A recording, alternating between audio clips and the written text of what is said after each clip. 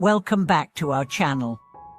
I'm truly honored to have you here again. Whether you're new to the path of spiritual practice or have been journeying for decades, today's message is for every sincere seeker who wants to know not just how to practice but where.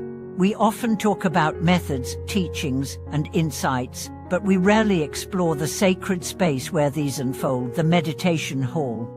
Today, we'll enter the timeless world of the Zen hall, or Chan hall, as it's known in Chinese tradition.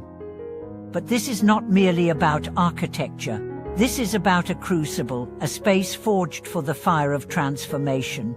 And perhaps more importantly, it's about why. According to Master Laiguo, no real awakening can happen without entering this space with your full body, mind, and spirit. Let's begin with a question that may seem odd in our modern era. Why should I leave the comfort of my home, my convenience, my flexibility, to live or spend time in a place where silence is mandatory, rules are strict, and freedom is limited? To answer that, we must first understand what the meditation hall truly is. It's not a quiet room. It's not a place to chill. It's not an aesthetic experience of candles and incense. A true meditation hall is a battlefield. Not of swords and violence, but of ego and delusion. It is where the illusions you've built over lifetimes come to be challenged, broken, and burned away. Master Laiguo once said, "A person who claims to meditate but avoids the hall is like a soldier who claims to fight but refuses to enter the battlefield." The Chan hall is a mirror. Every hour of sitting reflects your true face. Every bell is a reminder of the fleeting nature of time. Every rule, every schedule, every silence, it all strips away your excuses and forces you to meet your mind as it is. Outside the hall, it's easy to pretend you're spiritual. You can meditate when you feel like it, skip when you don't. You can read books, attend lectures, post photos of your altar, but inside the hall, there is no escape. No phones, no conversations, no distractions. Just you, your breath, and the mind you've never dared to face fully. I want to share a story with you.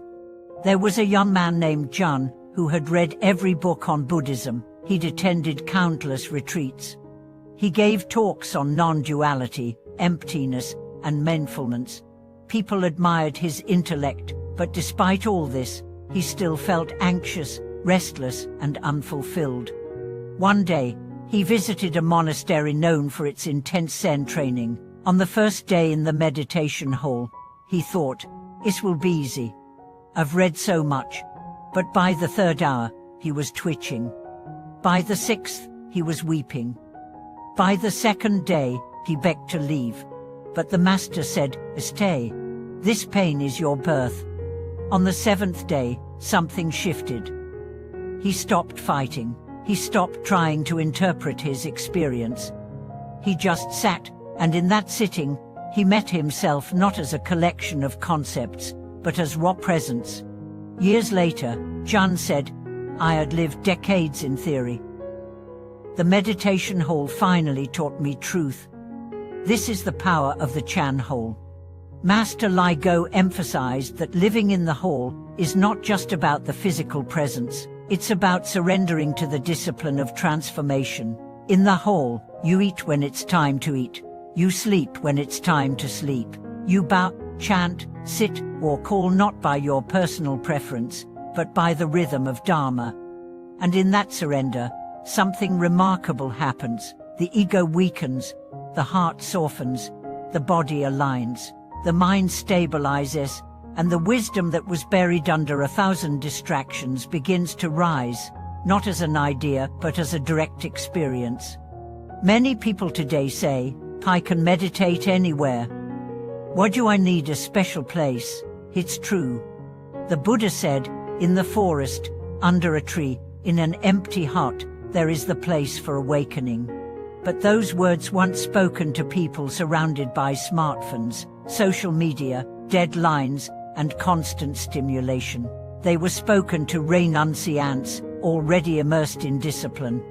For most of us today, the mind is a wild beast, and the meditation hall is the only cage strong enough to tame it, not through force, but through containment, reflection, and consistent effort.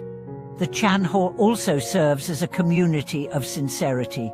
In everyday life, we are surrounded by people who don't understand or share our longing for liberation. But in the hall, every person is a mirror of our aspiration. Each bowed head reminds us, you are not alone. Each silent presence says, keep going. Master Laiguo believed that those who refuse the hall will inevitably fall into delusion. Why? Because without structure, the ego always finds a way back in. Without silence, the mind never reveals its depth. Without community, the heart loses its courage. Let's talk about structure. The Chan Hall runs on precision. You wake at 4 a.m. You sit for hours. You walk in silence. You eat mindfully. You chant with your full body. Every action is deliberate. Every moment is training. This isn't punishment. It's purification. The modern world sells us freedom without purpose. The hall gives us purpose through discipline, and in that structure, we find the freedom we never knew we needed, the freedom from our own compulsionness. I'll share another story. A woman named Hannah came to the hall after a divorce. Her life had fallen apart. She said, I want peace, but peace didn't come easily. In the hall, she faced her rage, her grief, her fear. For weeks, she cried in silence, but no one interrupted. No one judged. One morning, during walking meditation, she stopped, looked at the rising sun, and whispered, I'm still here. That moment changed her. Not because of insight, but because she endured. The Chan Hall didn't erase her pain, it gave her a container to hold it with strength. She later said, I never found peace. I became it. That's the power of place. In the hall, you die many deaths, the death of pride, of distraction, of identity. And with each death, a clearer, gentler, freer self is born. This is why the masters say, Buddhas are born in the Chan Hall. So what does this mean for you? If you have access to a temple, go, sit. Don't wait until you feel ready. You'll never feel ready. Go because you're not ready. If you live far away, create your own version. Set aside a room, make it sacred. No phone, no media, only presence. Treat it like your training ground. And if you have the courage, commit to a period of residency, a week, a month, a year. Give yourself to the hall. Let it polish you, because in the end, no book, no teacher, no mantra can substitute for the fire of direct practice. And the Chan Hall is that fire. Let it burn away the illusion of control. Let it illuminate the shadows you've hidden from. Let it show you not who you think you are, but who you really are. Thank you for walking into this space with me today. If this message stirred something in your heart, share your reflections in the comments. Have you ever spent time in a meditation hall? What did you learn there? What did you leave behind? Subscribe to this channel, like this video, and send it to a friend who might be standing at the threshold of transformation, waiting for a push. Thank you for watching this video. May your path be steady, your heart be open, and may you one day step fully into the hall that transforms silence into truth.